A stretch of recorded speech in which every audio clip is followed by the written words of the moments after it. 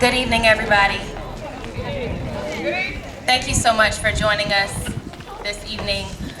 Like so many celebrities who are using their platforms to make a stand, we are going to begin this evening with a song from Trey Songz, who decided that he needed to make a stand and to speak up about what's currently going on.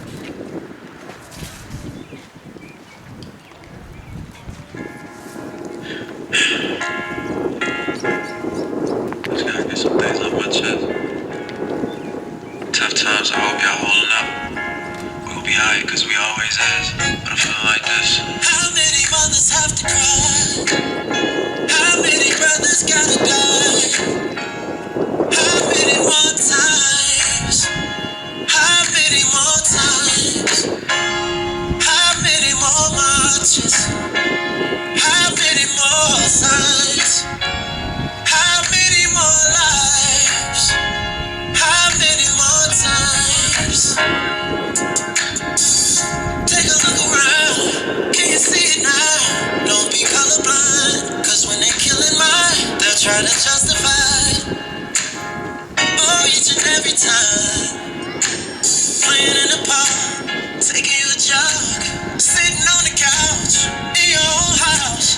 Never seen no matter what we do. You think we don't matter, but we do. You got a problem cause the city on fire. But you quiet when niggas die. Let the soul about that body that we bury.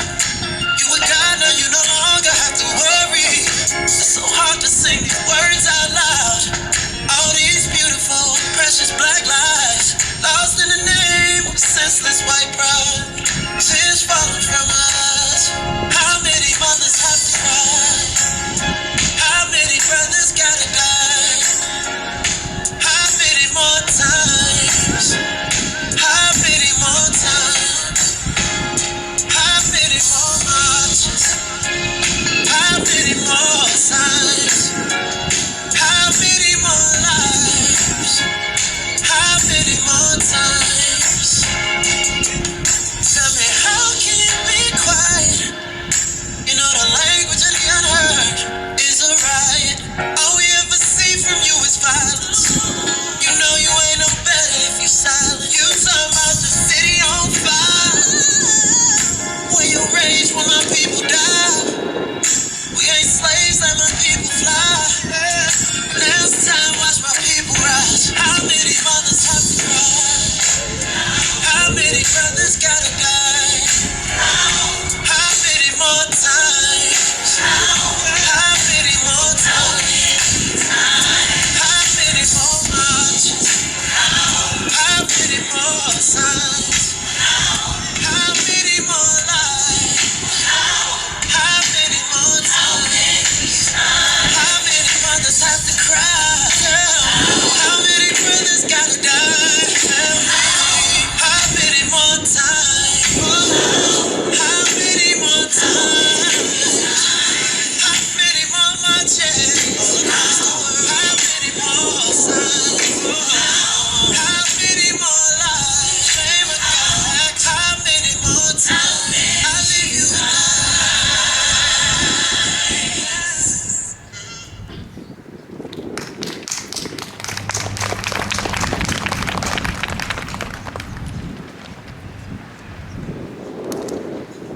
Yesterday,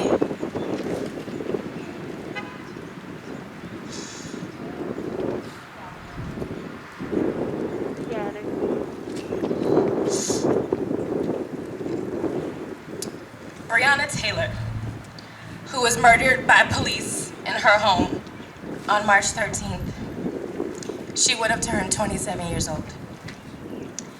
If she were still alive, she would have been receiving texts and calls from friends and family wishing her a happy birthday.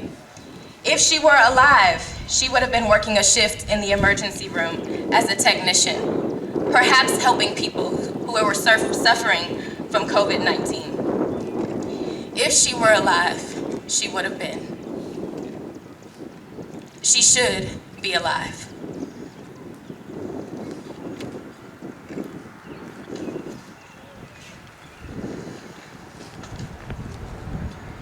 Members of the Pride and community, we welcome you and thank you for standing in solidarity with us. We are here to protest the systems of oppression that continue to harm so many Black men, women, and children. During our time together, we will ask that you all take part in several ways. We will chant together. We chant to be heard collectively by the decision makers who have the power to change the systems that allow the killings of Black and brown Americans at the hands of the police. We chant because the strength of the pride is the lion, and the strength of the lion is the pride.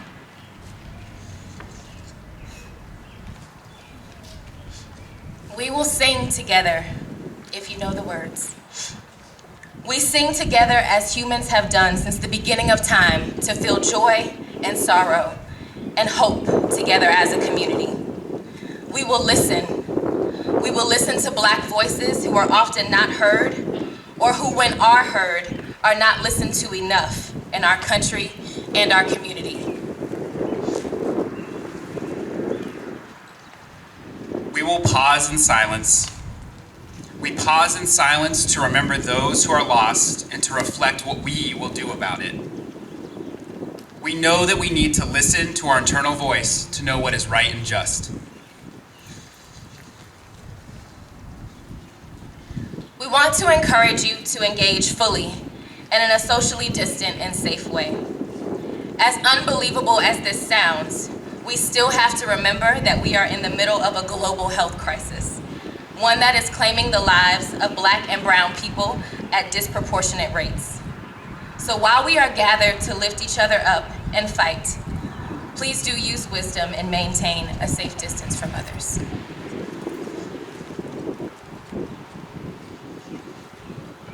Fighting for social justice is more than a saying on a t-shirt or a quote written on the top of a do now that our students or staff may complete. It requires engagement. It requires people with privilege, white privilege in this case, to stand up and not be silent, because silence gives consent. Thank you for joining us in the fight.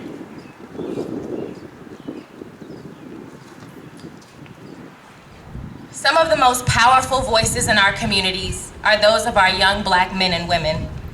As a high school leader, I also have the pleasure of teaching choir and hearing how skilled our students are at expressing themselves in song.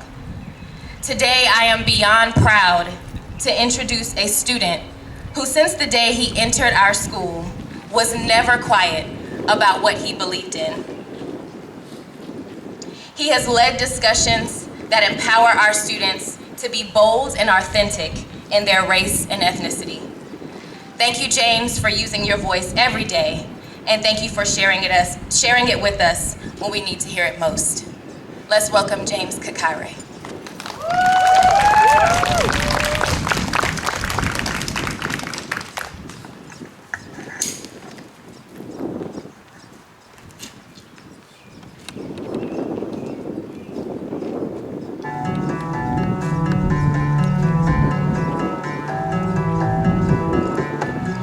Praise on the world that strays so far from the garden. Every heart you know, it always seems so cold, always seems so hardened.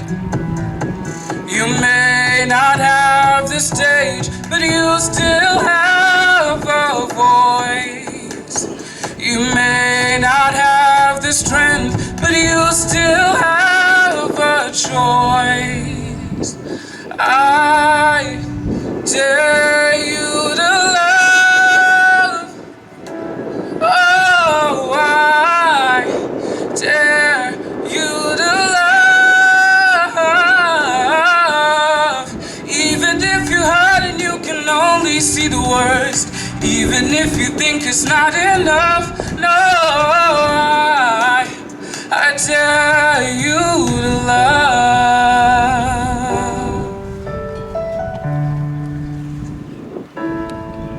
We were full of hope, trying to stay afloat, trying to save one another.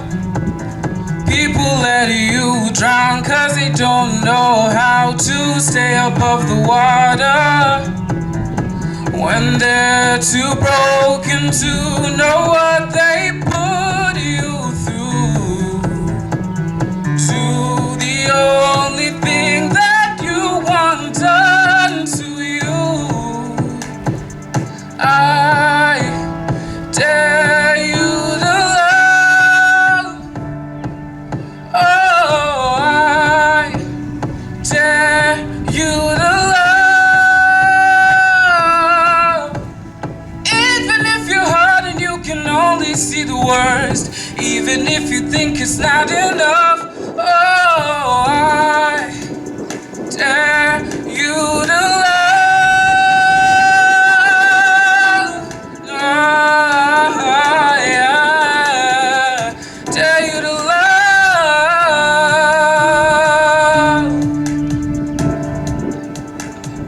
You may not have the stage, but you still have a voice.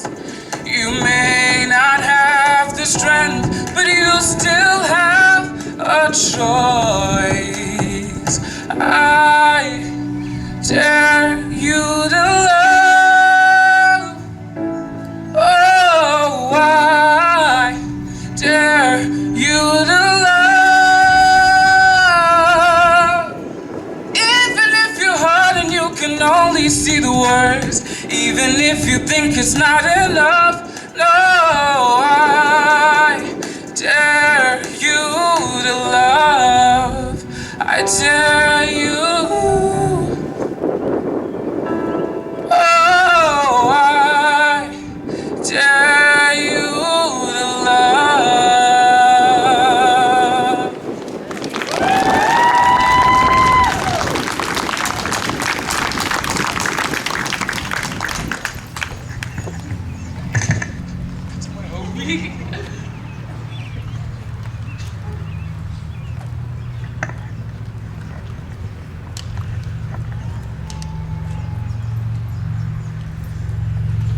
Good evening. At this time, I'm going to dare you to join us in a chant. When I say Black Lives, you say matter. Black lives. Matter. Black lives. Matter. Black lives. Matter. Black lives. Matter. Black lives. Matter. Black lives. Matter. Black lives. Matter. Black lives. Matter. Black lives. Matter. Black lives.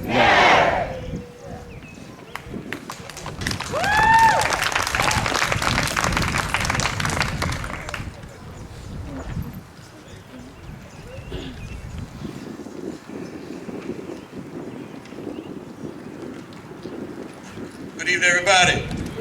Good evening, everybody. Good evening. All right. First of all, I want to thank you for being here today and giving us an opportunity to get your ears and your hearts. I've been asked to talk just for a few minutes and be very brief on answering the question of how can our families, how can our kids become young activists, and along with that share a few of my reflections as being a black male educator.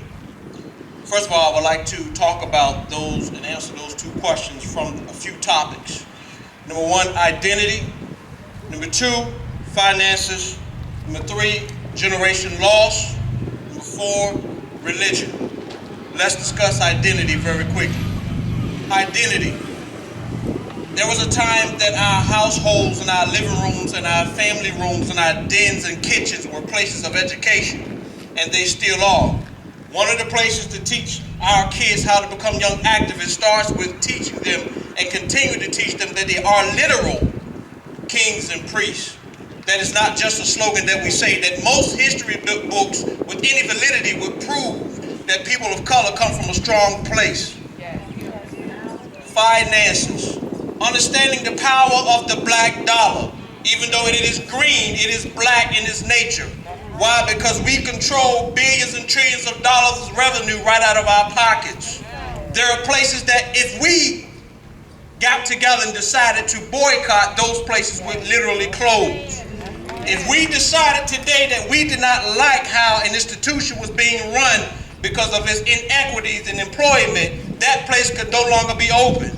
We have that power. Let me hear everybody say the black dollar. The black dollar. The black dollar. Generation lost. A lot of our kids are misunderstood, and they are sad, and they start from a place of marginalization mentally because they don't realize that the place that they currently stand is a place that was given to them by their ancestors. If they were passed down more to them, then they would be in a better position. They need to know that it is not their fault for where they stand. I had a professor, A.S. Lymas at Norfolk State University, that used to say, had I gotten my 40 acres and my mules, it wouldn't be called Amtrak, it would be called Allen Track. It would not be the Amco Corporation. It would not be Macy's Incorporated. It would be Allen Incorporated. It would be Bradley Incorporated. It would be Richardson Incorporated. It would be Cherry Incorporated. That there's a direct correlation between what our children and ourselves lack in the form of resources right now and because what has been withheld from us. Let me hear you say generation. Loss. We talked about identity, we talked about finances, now let's talk about generational loss. It is not our kids' fault for where they stand, as I previously stated. They need to understand that even though they stand in the place that they stand financially and economically, that change still can happen. How? Think about the sneakers that we buy. Think about the games that we pay $70 for, including me, y'all. Think about the things that we invest in. And now let's consider those same things that we invest in becoming lenders and not borrowers. How? I continue to invest in J's, but I teach my son and teach my daughter to become stockholders at Nike. So now that the thing that I invest in, I am naturally a part of. I am part owner. Let me hear you say identity, finances, generation loss. Now let's talk religion. Don't back up on me, let's roll. Our landscape is littered with educational and religious institutions, from synagogues to places of worship to churches. Every corner you turn, they're there. If we just use that platform to be traditional and to stand on a platform of religiosity, then we fail our children. But what we should continue to do is use literal and spiritual text as platforms of promoting Black lives. Why? Because there is no religious text that is beyond 2 millennial that does not incorporate or include people of color. Yes, Moses was a black man, just in case we did not know. So at the same time of whatever religion you choose, using your religious text as a platform to continue to teach our children that you were here before the United States was even a thing. The United States is a young country and that it is still learning. But across the waters, before the Suez Canal separated Africa from Middle East, it was all called Africa. I said it was all called Africa.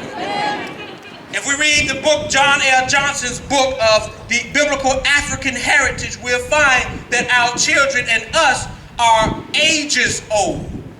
And so from that, our kids become empowered even more to do what? Stand up, because now they have a connection with their true identity. Not the one that was given to them, but their true identity, Shakar. Your true identity, my true identity. I'll begin to realize that our names actually mean something beyond just put them on the top of papers. That there's a function in each of our names, our black names. That our names mean king, literally, Melech. That our names mean one who rules well. That our names mean strong lion.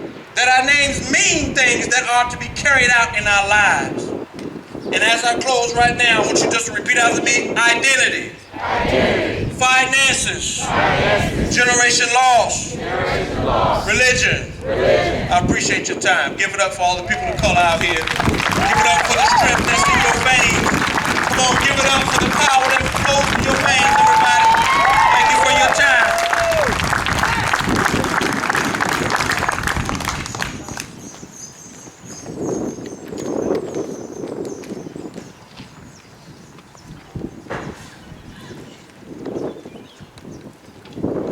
Good afternoon, everyone. Anjali, and I am a proud member of the Kit Pride of 2026. Like many, I was forced to learn on a peanut field. Like many, I was first to learn on how to act when I was pulled over. Like many, I was first to learn that I cannot go on a jog wearing a black hoodie. Like many, I was forced to learn that I am not equal to my oppressor. We know that KIT was founded on the basis of social justice. So to tell you all that means that there was a school that had to teach our young people on how to fight. There was a school that had to be made so that our young people will learn how to fight for their rights that they deserve. Simply because of the color of their skin. Simply because they had a little bit more melanin than the oppressor. And I ask you why? Why? I would like to first thank all educators, teachers, and administrators that work at any KIP around our country. Thank you.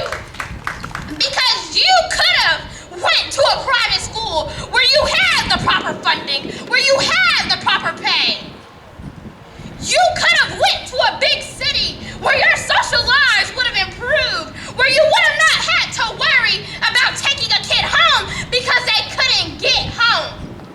You could have, but instead you came here because you saw value in teaching young black and brown kids about what it meant to fight for what you believe in. You gave us hope. You let us know that someone believed in us. You let us know that we were not going to be just another stereotype.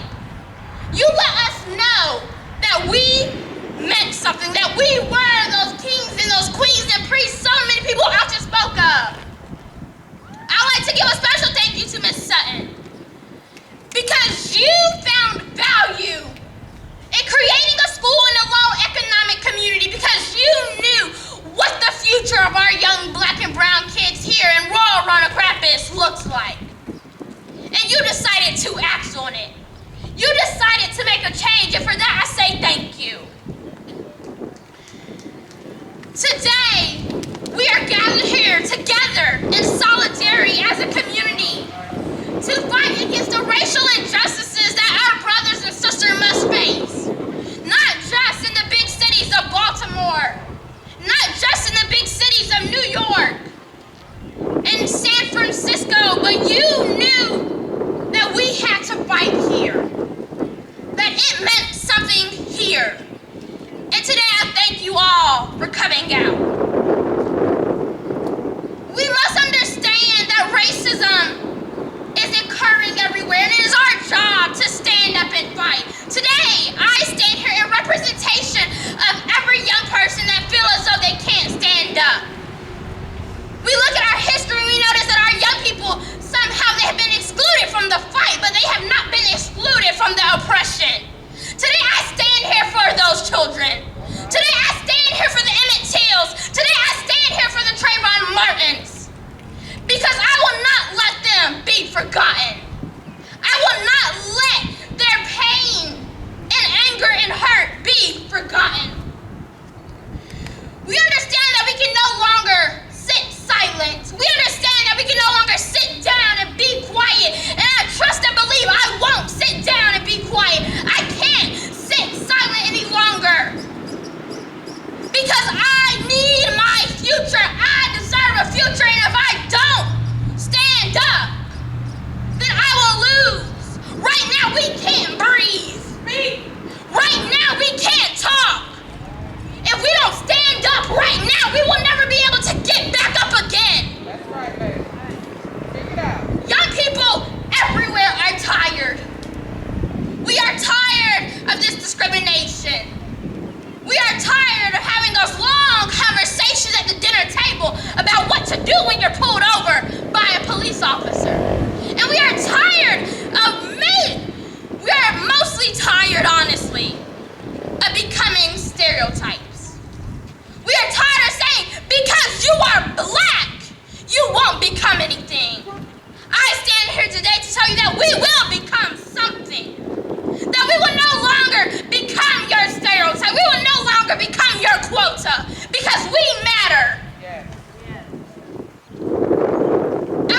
specifically talk about a reason why we all must stand up. At age 10, I was inspired to lead my very first child abuse awareness march. Little did I know at that time that I had a lot to learn. I had to educate myself systematically and politically on how I wanted to have this happen. I needed to educate myself on how to fight for my rights.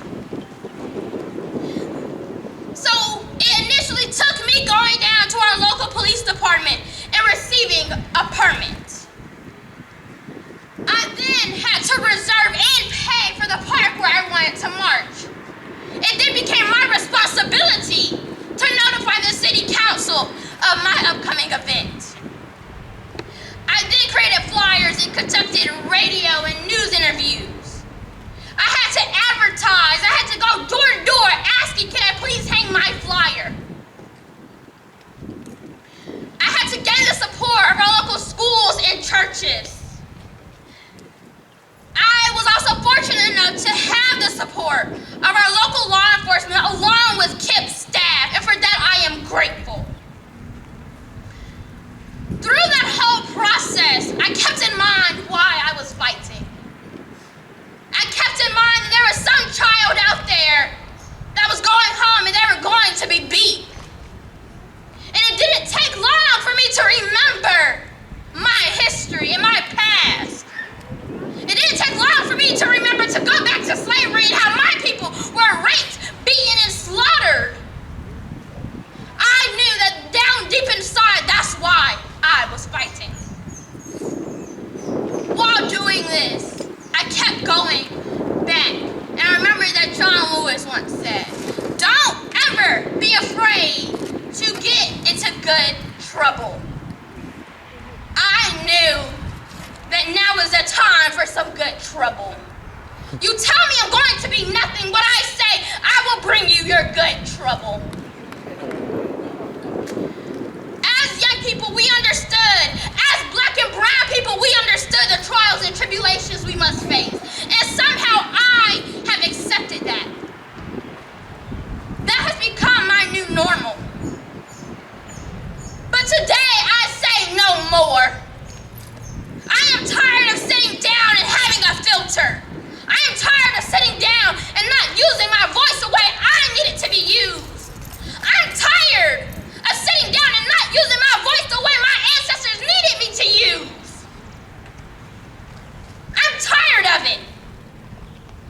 We need to stand up as a community. We need to stand in solidarity because the oppressor is not going to bring our change. The oppressor is not going to remove their knee.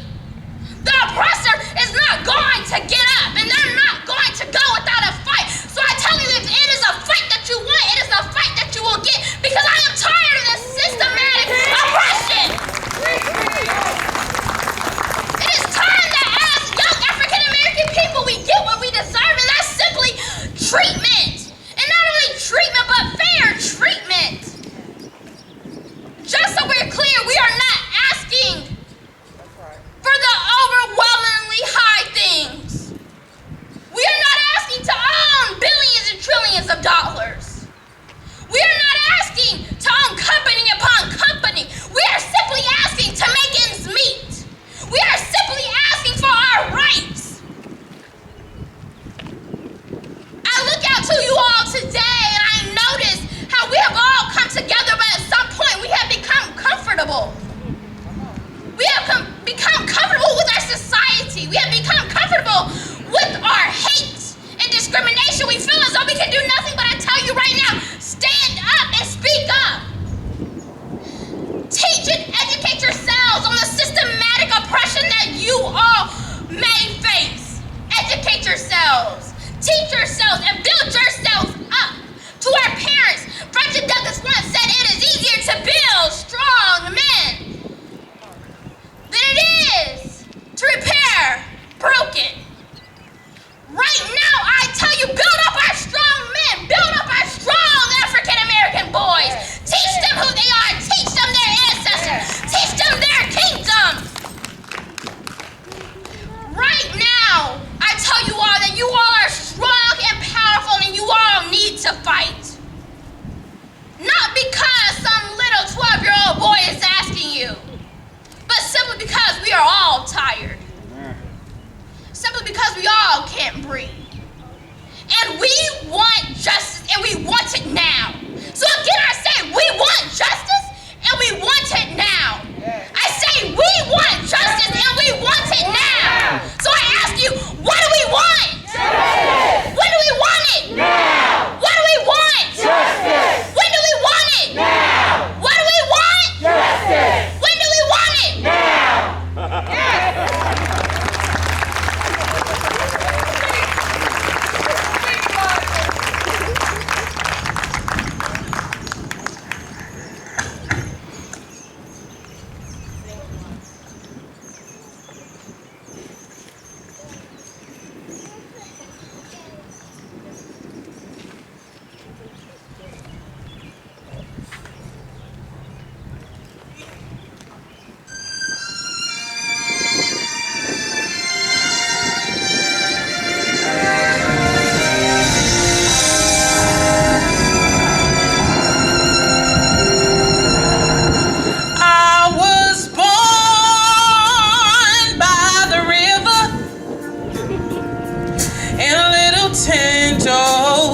Just like the river, I've been running ever since. It's been a long time coming, but I know a change gon' come. Oh, yes it will. It's been too hard living, but I'm afraid to die, 'cause I don't know what's up there beyond the sky. It's been a long time coming, but I know a change gon' come. Oh, yes it will. I go to the movies and I go downtown. Somebody keep telling me don't hang around. It's been a long time coming, but I know a change gon' come. Oh, yes it will. Then I go to my brother and I say, brother, please help me, please. But he winds up knocking me back down to my knees. Oh, there's been times I thought I couldn't last long, but now I think I can carry on. So it's been a long time coming, but I know there's a change that's gonna come. Oh, yes it is.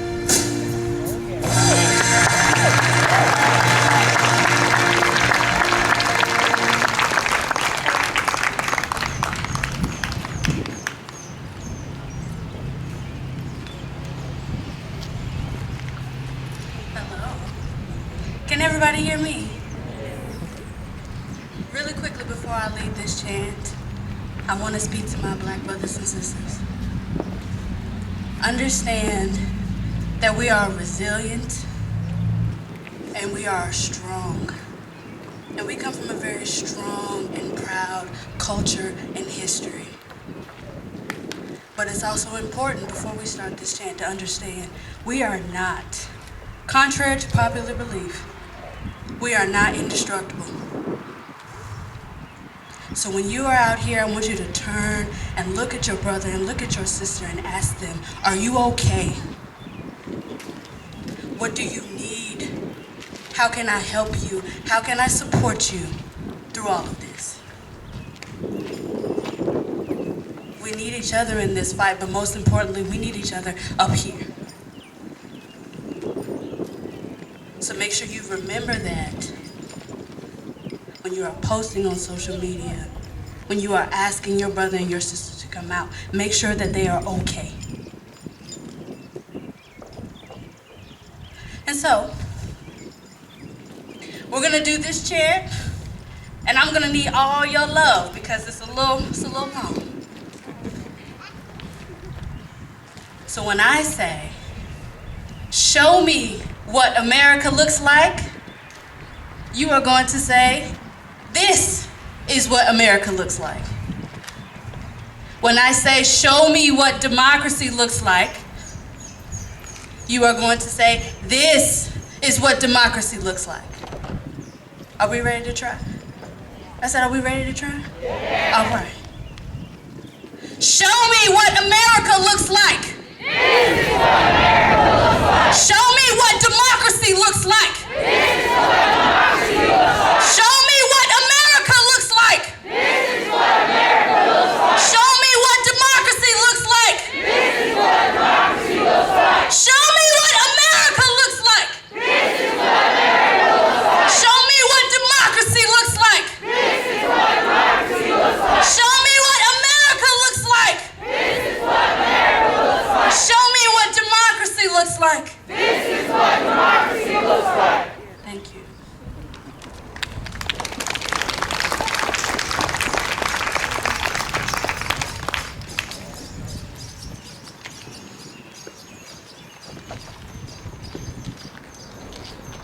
Before we start, I wrote some brief words that I would like to share with you guys. And please, if I start to stumble or get emotional, just bear with me. In the words of Kareem Abdul-Jabbar, racism in America is like dust in the air. It seems invisible until you let the sun in. As long as we keep shining that light, we have a chance of cleaning it up. As a black woman and the mom to a beautiful black son, I have felt so many emotions over the last 12 days. As black people, we must allow ourselves to embrace the power that comes with feeling authentically. The power of expressing our truths and fully channeling our emotions. We are powerful because we are here. We are here because we must be heard. Our voices, our choices, they must be heard. To the white people that have posted, reposted, or tweeted Black Lives Matter, while we appreciate those things and we very much appreciate you guys being a part of this movement, my question to you is why now? Is it because you no longer have capacity? Because it seems as though it took a global pandemic with no sports, no vacations at your beach houses, to get you to sit down and have no choice but to watch, with no distractions, how blacks continue to get treated in America. What makes this time different? If you have not reflected and asked yourself why you support Black Lives Matter, the emotions you currently feel are only temporary.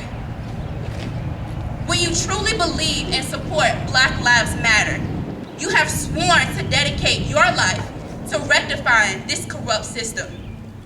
Your why ensures longevity.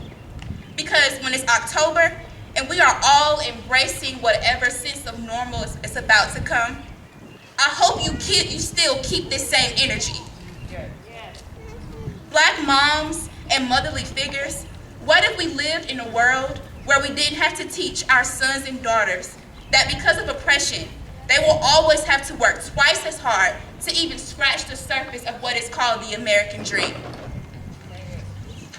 What if instead, white moms and motherly figures taught their children that because there's power associated with whiteness, because of the power that their people took and stole from us, excluded blacks and browns, that they have to work twice as hard to dismantle racism and make things fair.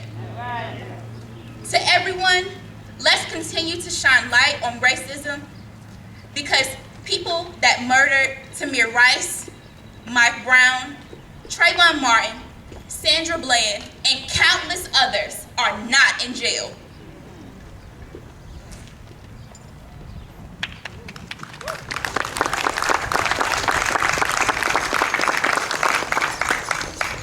Today I want us to remember the Black women who have been killed. Let us remember 27-year-old Breonna Taylor. Say her name. Breonna Taylor.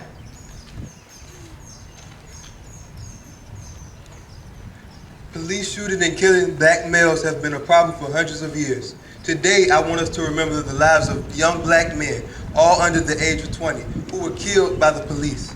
Let us remember 12-year-old Tamir Rice. Say his name. Tamir Rice. Let us remember 18-year-old Michael Brown. Say his name. Michael Brown. Let us remember 45-year-old Pamela Turner. Say her name. Pamela Turner. Let us remember 13-year-old Antoine Rose. Say his name. Antoine Rose. Let us remember 23-year-old Corinne Gaines. Say her name. Corinne Gaines. Let us remember 17-year-old Kwame Jones. Say his name. Kwame Jones. Let us remember 47-year-old Yvette Smith. Say her name. Yvette Smith. Let us remember 19-year-old Devon Bailey. Say his name. Devon Bailey. Let us remember 34-year-old Miriam Carey. Say her name. Miriam Carey. Let us remember 18-year-old Detrick Griffin. Say his name. Detrick Griffin. Let us remember 27-year-old Shelly Frey. Say her name. Shelly Frey. Let us remember 18-year-old Ramar Graham. Say his name. Ramar Graham. Let us remember 16-year-old Darnisha Harris. Say her name. Darnisha Harris. Let us remember 17-year-old Trayvon Martin. Say his name. Trayvon Martin. Let us remember 30-year-old Melissa Williams. Say her name. Melissa Williams. Let us remember 19-year-old Kendrick McDagg. Say his name. Kendrick McDagg. Let us remember 23-year-old Chantel Davis. Say her name. Chantel Davis. Let us remember 17-year-old Laquan McDonald. Say his name. Laquan McDonald. Let us remember 22-year-old Rekia Boyd. Say her name.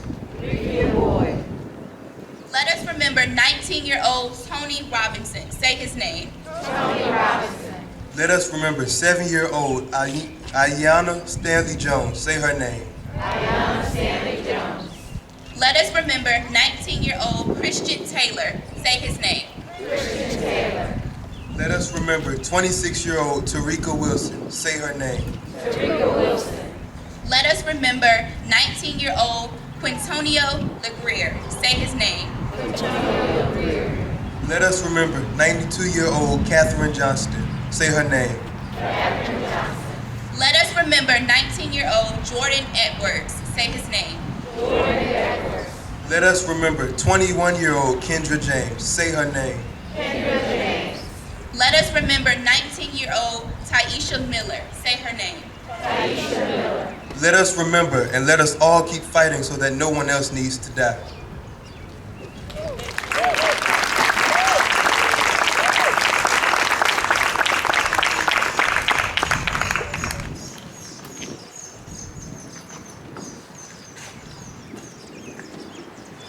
Good afternoon. No, I am greatly saddened that we are have to come together for why we're here. I am more than optimistic, and I love the scene that I'm seeing right now. There's a lot of hope to what we are actually fighting for. Now, we are all clearly aware what the country has experienced over the last 12 days. The video footage of the death of unarmed George Floyd sparked protest riots and looting across the entire nation. I want to revisit the past and history for a second and hope to inform you all on how we arrived at this point in present-day America and where we need to go so that the future of mankind can live amongst each other in peace and togetherness. The United States has evidence to prove that the African American race was imported, sold, separated from families, tortured, and murdered at a very high rate since arriving on American soil. Referred to as property and the driving force behind America's leading export and the distribution of cotton, the Negro, Black, or African American race has yet to be viewed and valued as an equal contributor to America's society. The Black or African American race has endured numerous hardships and countless tragedies at the hands of the United States government. America waged war against and within itself because of political power. The 3/5 clause states for slave states more influence within politics because slaves were accounted for 3/5 of the population as an addition to the white population that was already existing in the slave states. While free states who didn't have slaves were disproportionate when it came to the representation in Congress. This was put into legislation. Until the emancipation of enslaved people in 1863, while still being able to count the now free blacks, the states that supported slavery still were accounted for a larger portion of Congress because not too many slaves were able to leave and escape the oppression. This freedom, now granted to all blacks, ushered in a system of hate and racial divide. Now, I went back in time because no story I've ever read started from the middle. The system of oppression did not begin May 25th with the death of George Floyd. This system of oppression did not start with Breonna Taylor, Ahmaud Arbery, Mike Brown, Sandra Bland, Trayvon Martin, Amadou Diallo, Sean Bell, Eric Gardner, and thousands of other black people. This system was created to continue oppressing those of African descent. Now, I can stand, sit, lay down, or roll over, or whatever, and wholeheartedly say that I have never had hate in my heart for any one person or group of race of people. What I so egregiously denounce is the system that was put in place, left in place, to oppress and suppress a race of people for so long. This system allowed for laws to be made, taken to Congress, and passed through government. The same government that is supposed to protect its people. I remember reading an article in which Muhammad Ali, where at the time he was Cassius Clay, spoke on how proud he was to win a gold medal for his country in the 1960 Olympics in Rome, only to return to his country, his home, and still had to receive treatment of lesser value than those who were white. In close, I would like to charge a set group of people. First, I would like to charge the 2020 high school graduates. You all will be 18, or you already are 18, and as of November 4th, 2020, please go register yourselves to vote. Your group of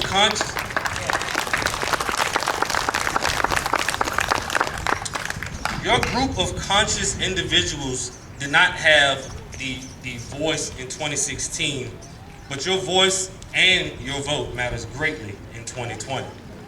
Please don't conform to the popular narrative from the social media.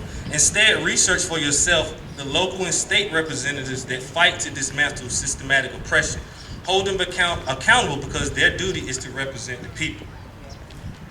Secondly, I charge all of my Caucasian conglomerates and counterparts to search your why in the case of Black Lives Matter. Because for hundreds of years, all lives have not mattered in America. To my African American people, I charge us to end the oppression and killing amongst ourselves.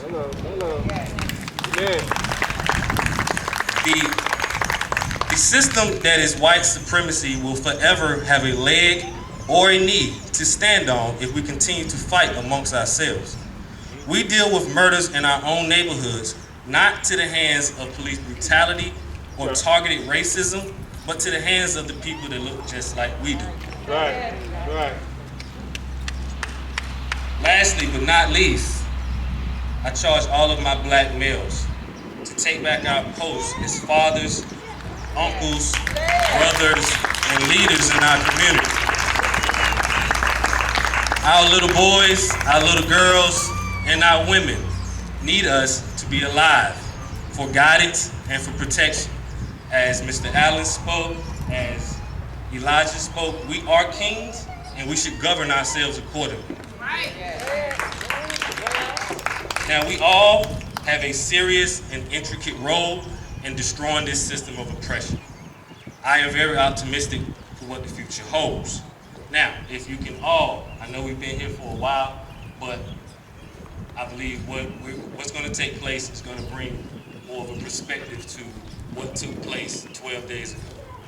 If you don't mind, I would like for us to all stand in silence for 8 minutes and 46 seconds.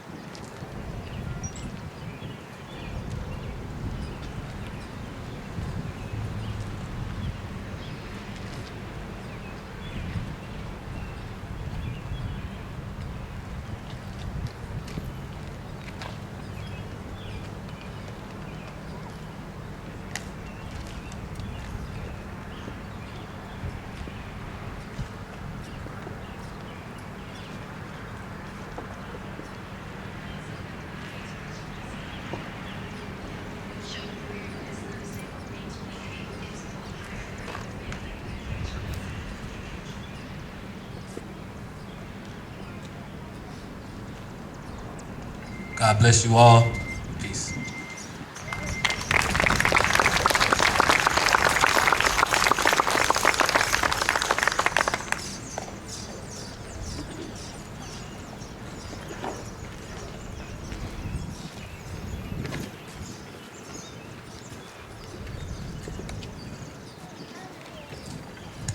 Good evening.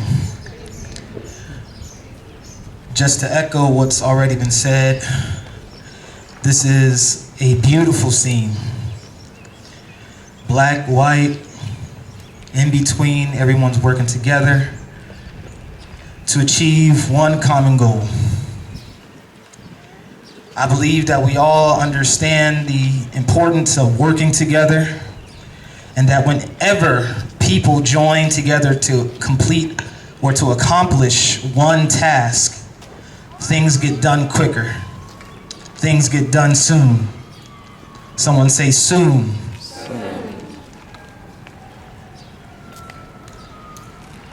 I'm not sure why it's taken this long for us to get it done, but I have hope and I'm optimistic that we will get it done.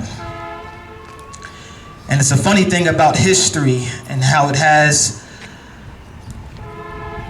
the propensity to repeat itself. And the same songs that our forefathers sang way back during slavery times, they still apply now. That same hurt and pain, anger and anguish still resides within us now. And I can just hear my great-great-grandmother singing,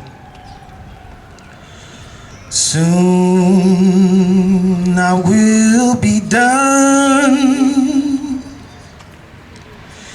with the troubles of this world, the troubles of this world. Oh, the troubles of this world. Soon I will be done with the troubles of this world. I'm going home to live with God. Oh, soon I will be done with the troubles of this world. The troubles of this world. With the troubles of this world. Hey, soon I will be done with the troubles of this world. I'm going home to live with God. It hasn't happened yet, but no more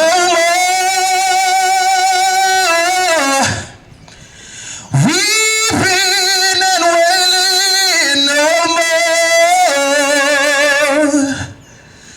weeping and wailing. I said no more weeping and wailing. I'm going home to live with God. Ain't no more weeping and wailing. No more weeping and wailing. I said no more weeping and wailing. I'm going home to live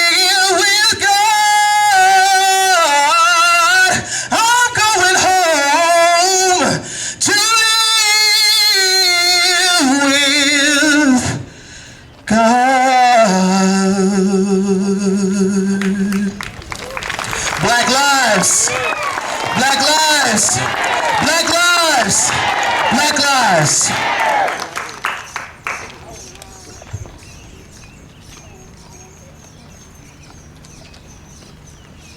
During the last hour, we've chanted, we've sang, we've listened, we've reflected, we've remembered. But now it's our time to act, individually and collectively. Because we have seen the effects of 400 years of systematic racism, we must act. Because we understand that racism is embedded in the fabric of this nation, we must act. Because we have watched as COVID-19 has unearthed the unjust cracks and the gaping holes that so many have refused to acknowledge, we must act. Because we have seen the inequities in our healthcare system and housing systems that disproportionately harm communities of color, we must act. Because we know that the virus has attacked the economic footing of so many Black and brown Americans, we must act. Because we have heard the racist rhetoric from too many politicians and leaders, we must act.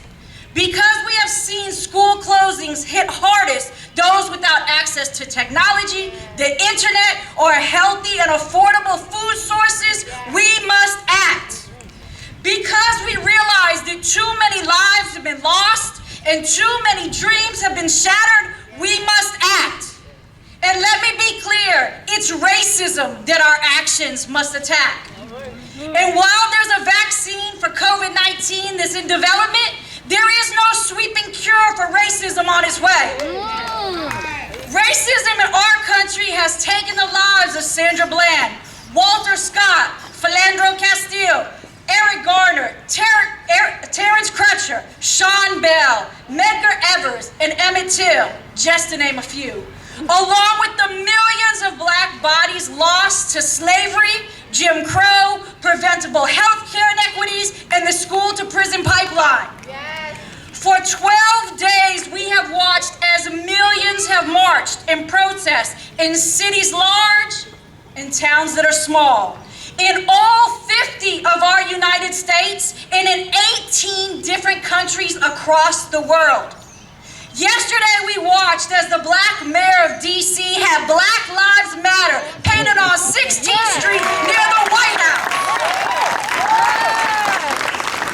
And we watched as she renamed the plaza in our nation's capital and on the front doorsteps of our leader, Black Lives Matter Plaza.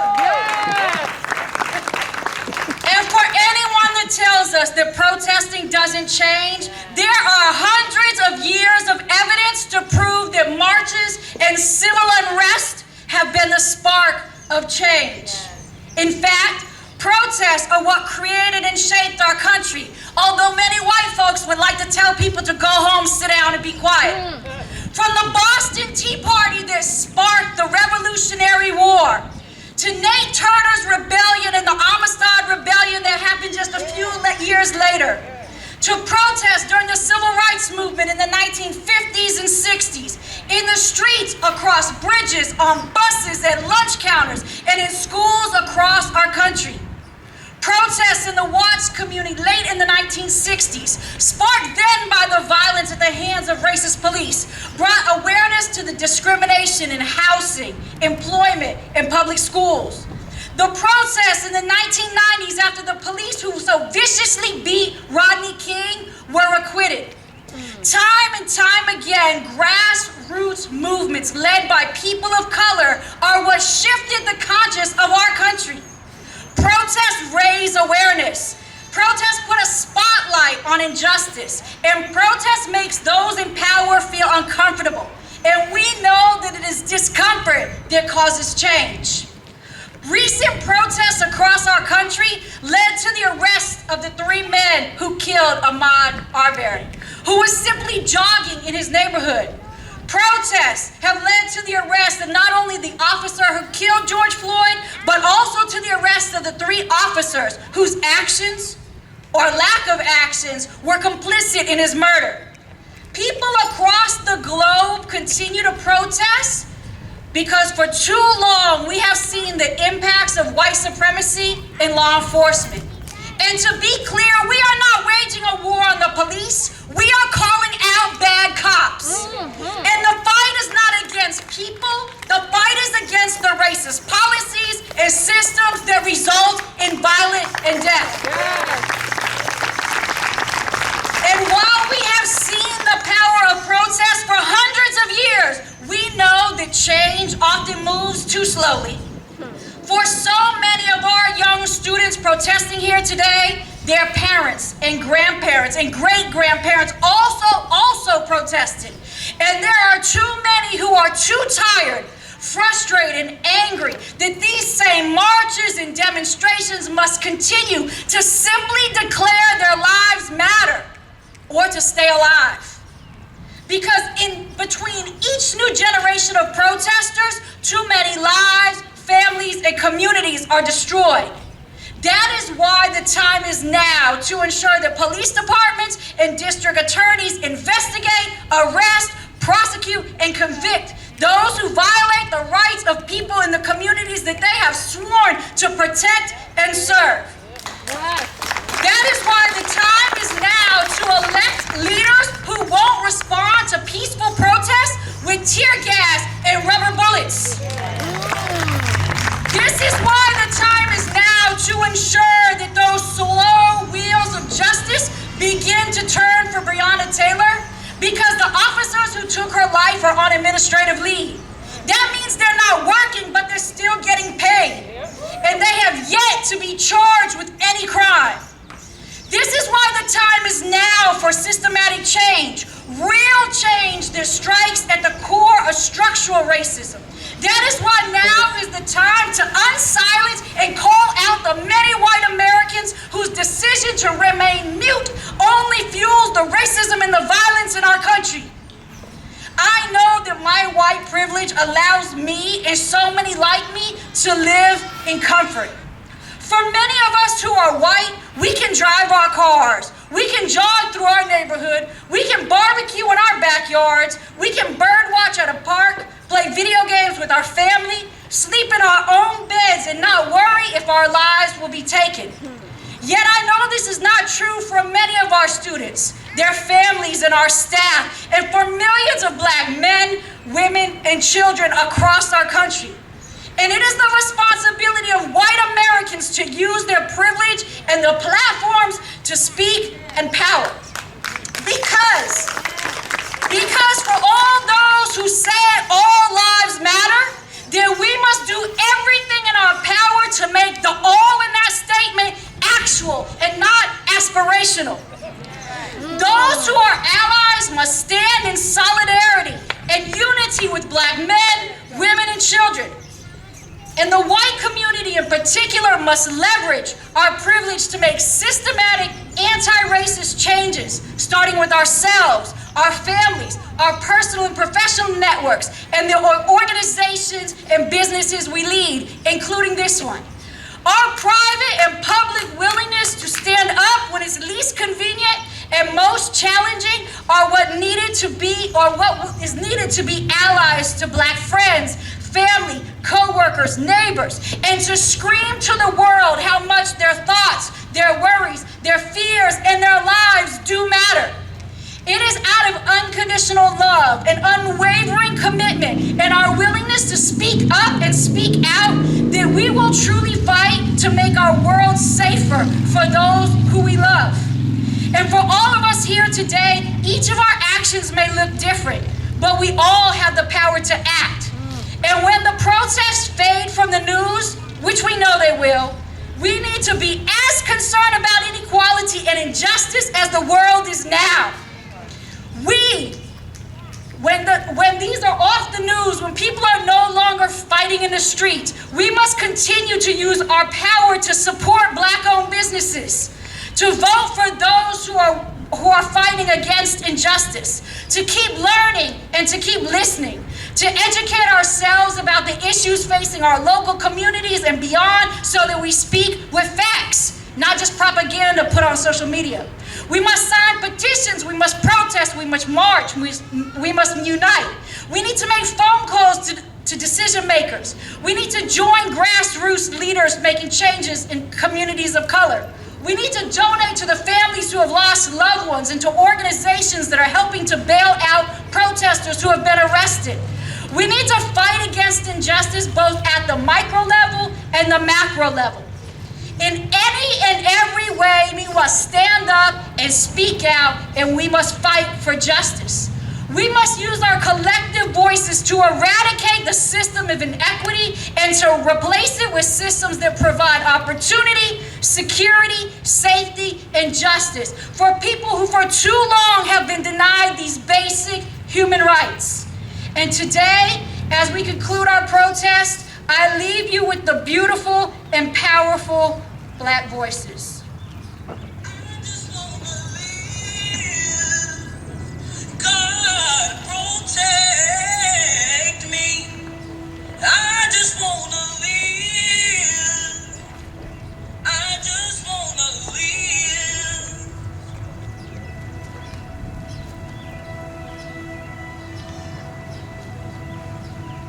Could you hear me? As I was intruded on, being perceived as an intruder, my place of rest turning into my rest in peace, as my soul silently slipped into the night.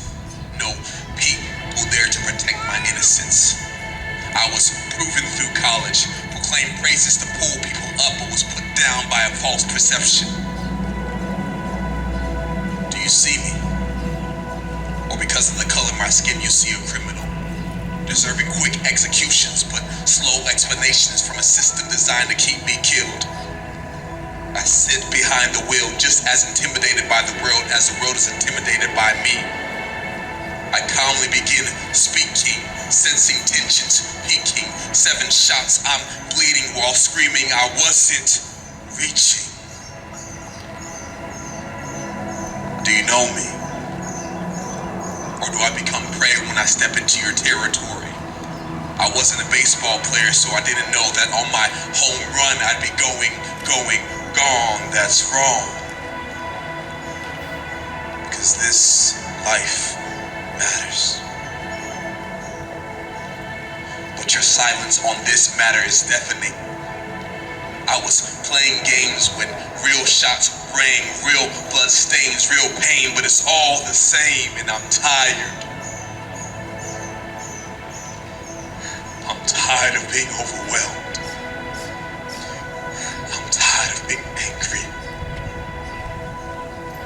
I'm tired of shouting for justice, but seeing just-ish.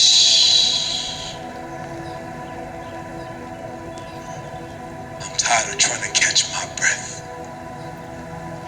All hate is kneeling on my neck. I just want to live. Let me be. Let me breathe.